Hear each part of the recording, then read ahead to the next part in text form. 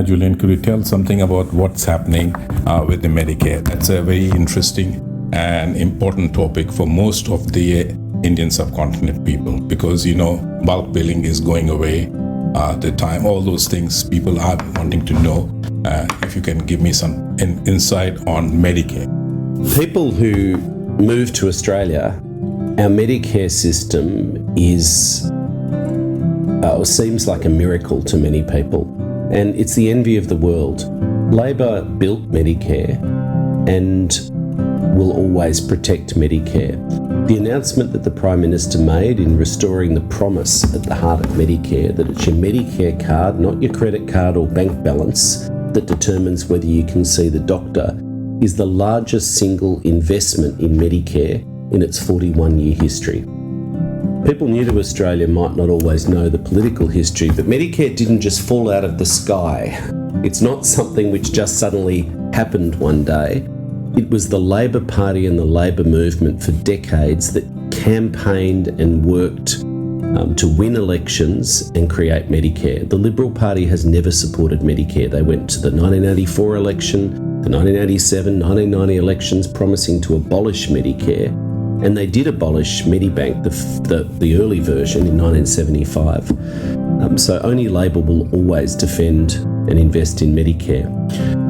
What we've seen over the last decade or so is a decline in bulk billing rates and a freeze to the funding.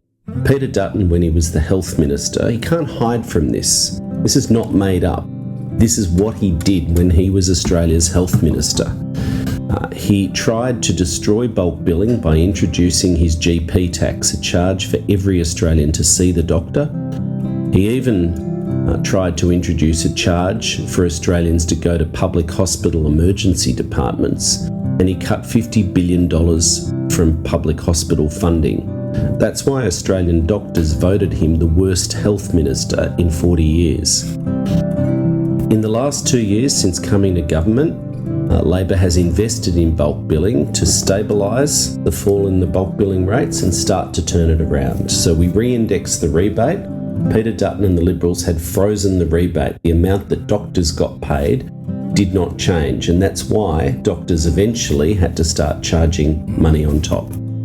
We also tripled the bulk billing incentive, which is an extra payment doctors could get if they bulk billed a healthcare card patient or an under 16-year-old.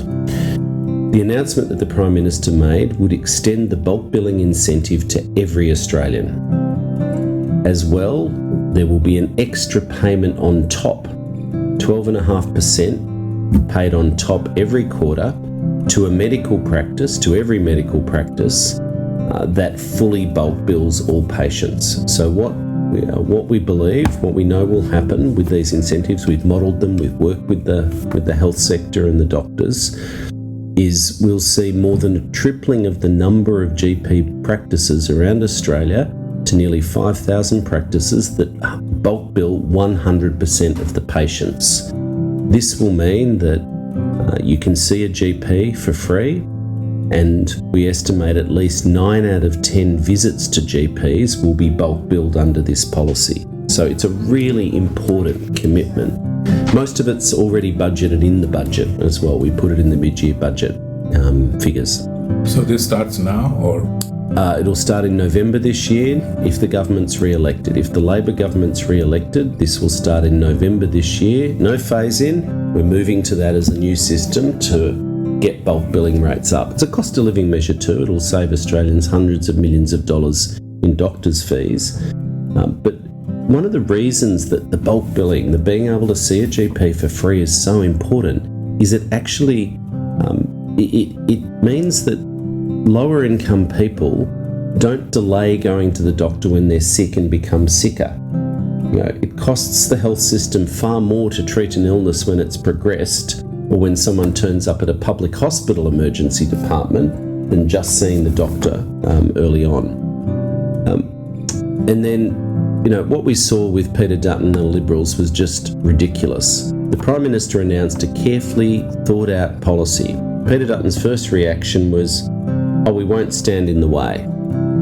And then later that day he said, we'll match it. He saw no detail, no costings, had years, 2.5 years in opposition to come up with some health policies, had come up with nothing and then said he'll match it. Frankly, if any Australian believes that Peter Dutton and the Liberals will fix bulk billing, then they will believe literally anything.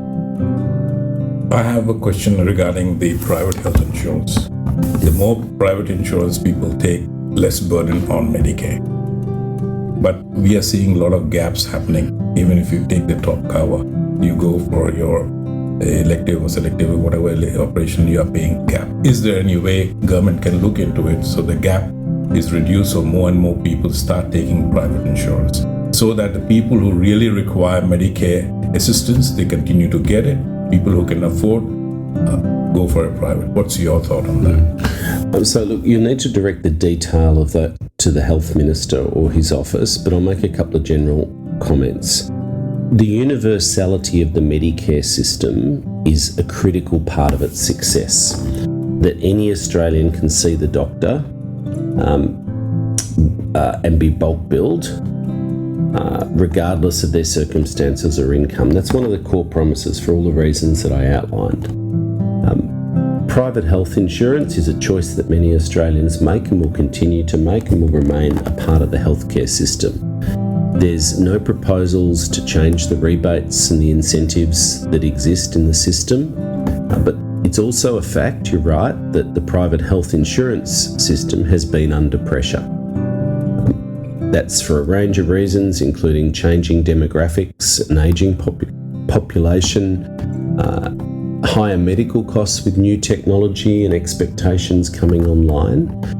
The government has been working with the sector in our first couple of years to try and stabilise the situation, to reduce the excessive premium rises, to put pressure on the funds to become more efficient and lower their administrative costs, and to also have a look at health technology costs, some of the arguments around medical devices and so on. So, but I just make that core point that people can and will choose private health cover, but that must never detract, and this is a fundamental view, this must never detract from the universality of Australia's Medicare system. I'm happy as a layman that Labor is committing 5.2 billion, whatever you said, in Medicare for bulk billing. But do you think majority of the health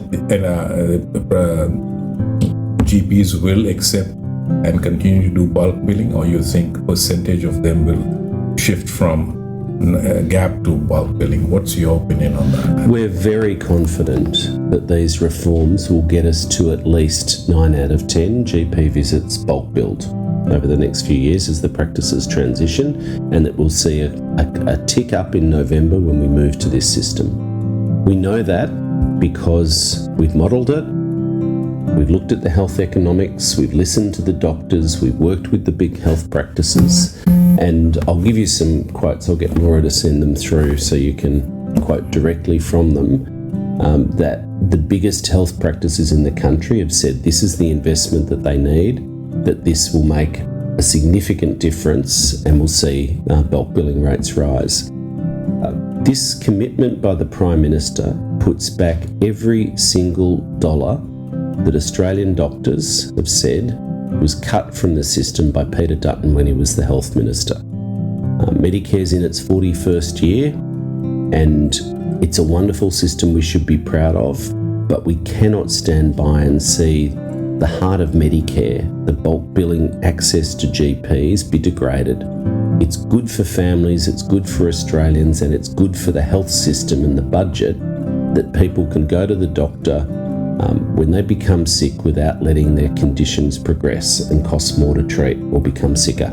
Thank you very much, Minister. Thank you very much. Thank you. Australia's first Indian magazine to have a national reach, Indus Age is the largest circulated South Asian magazine in Australia with 5 simultaneous editions, 55,000 copies printed monthly, 220,000 readers, largest network of clients, undisputed leader in community news. Indus Age is circulated in Sydney, Melbourne, Adelaide, Brisbane and Perth to over 525 outlets. Grab your copy now to get the latest on the community, news from India, Bollywood, music and much more. For more info, log on to www.indusage.com.au.